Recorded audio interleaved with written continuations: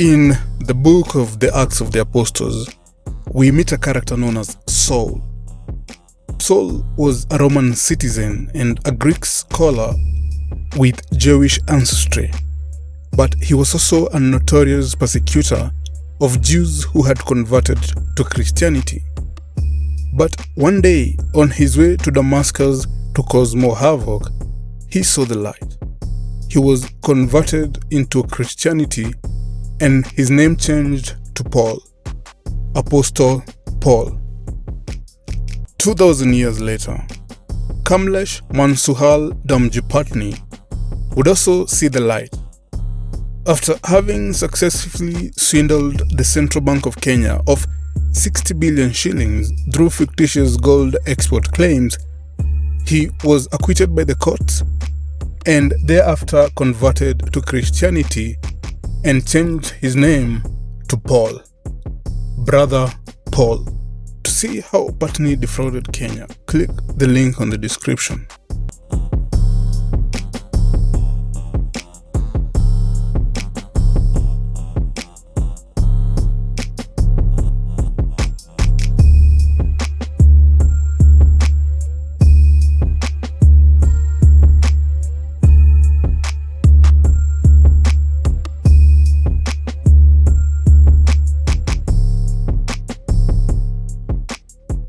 Unlike Apostle Paul, Brother Paul could not follow the straight and narrow.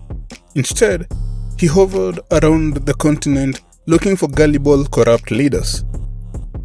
His photo album is filled with them from Libya, Uganda, South Africa, Cote d'Ivoire, Kenya, and Zimbabwe. However, it was in Zimbabwe that he found a home. He met with the then president, Robert Mugabe, and apparently they clicked. Mugabe was known to many in different ways. To the loyalists, he was a fearless nationalist who suffered for the independence. To the citizens, he was a great tyrant who led to the collapse of the Zimbabwean economy. To the opposition, he was a dictator with one testicle who should have stopped down years ago. The theory about that was that as a kid, Bob had undergone groin surgery, and that is how one of his nuts was unscrewed. And to Pattni, Bob was like another Moi, the former president of Kenya, corrupt and power-hungry. So Robert allowed Brother Paul to operate his gold scheme in Zimbabwe. Zimbabwe is one of the most beautiful countries in the world. From the acacia of Kalahari to the Miombo woodland, from the greatest man-made lake to the mightiest waterfall, from the abundance of crop on the ground to the richness of minerals underground. Imagine this, 60% of Zimbabwe is covered by granitic rocks which play host to gold deposits, industrial minerals, and base metals. Alluvial gold is present along all the major rivers draining the greenstone belts. This alone should make Zimbabwe one of the richest countries in Africa, if not in the world. In 2022, for instance, Zimbabwe produced 35 tons of gold. At the rate of $65,000 per kilo, this would have earned the economy $2.4 billion. But this never drips to the common man.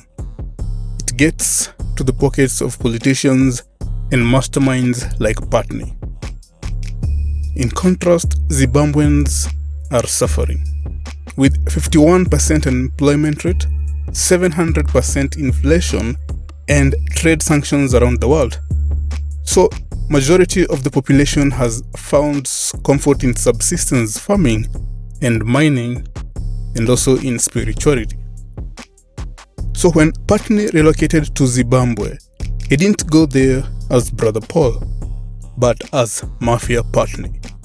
He saw a loophole and an opportunity in gold smuggling and money laundering. Zimbabwe's currency is worth zero when it comes to international trade. The Central Bank of Zimbabwe, therefore, is in need of hard currency like the US dollars.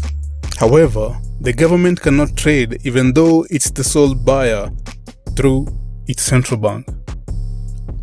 It was that loophole that Pattni saw and exploited. He has licenses to buy gold from miners on behalf of Fidelity Bank and licenses to export the same gold on behalf of Fidelity Bank. Other than that, Pattni also has connections in Dubai, where he has multiple trading companies and a network of henchmen. So Pattni buys the gold on behalf of Fidelity Bank. Then every week, he exports a consignment whose quantity and value only Pattni and a few leaders know. The consignment is not inspected at the airport and is casually carried in briefcases by men in t-shirts, jeans and boots. Pattni has foot soldiers at the airport, pilots and management who do not question his cargo coming in or out. Once in Dubai, the gold is sold for cash. Note that point one more, that the gold is sold for cash. You'll come to understand why. The cash is stashed in the same briefcases and transported back to Zimbabwe and deposited to the Fidelity Reserve Bank. That would seem harmless because it seems like the country is benefiting from Pattni's connections. But that is just a smokescreen. Here is what really happens. 1. The money that is declared as the sales value of the gold is not what is banked at the Fidelity Bank. A lot of it goes to the political operatives and other minions under Pattni. Also, Pattni gets his cut. And 2, the second reality is that the crooks around the world use Pattni for money laundering, that is making dirty money look legit. From Russian mobs to drug lords, from politicians with embezzled funds to businessmen with cash to hide. So this is what they do. Remember I said that the payments from the sale of gold are in cash, and the same is transported back to Zimbabwean briefcases, but surprisingly, an amount is deposited into Dubai bank's accounts as the proceeds from the sale of gold.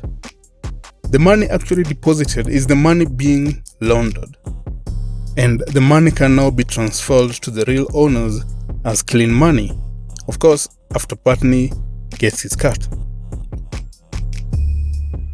An expose by Al Jazeera revealed that Pattni implied that he works with the knowledge of the current president, Emmerson Mnangagwa, and senior government officials. Africa bleeds because of corruption.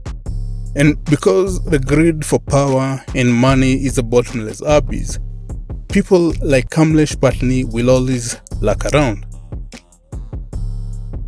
The whole world is rooting for the people of Zimbabwe that one day they will have their country and resources back. I am Jeff Kafka, and if you're watching or listening to this, you are awesome. I leave you with a paragraph from "The beautiful ones are not yet born." True, I used to see a lot of hope. I saw men tear down the veils behind which the truth had been hidden. But then the same men, when they have power in their hands at last, began to find the veils useful. They made many more. Life has not changed. Only some people have been growing, becoming different. That's all. After youth spent fighting the white man, why should not the president discover as he grows older that his real desire has been to be like the white governor himself, to live above all blackness in the old big slave castle? I Kwe Ama.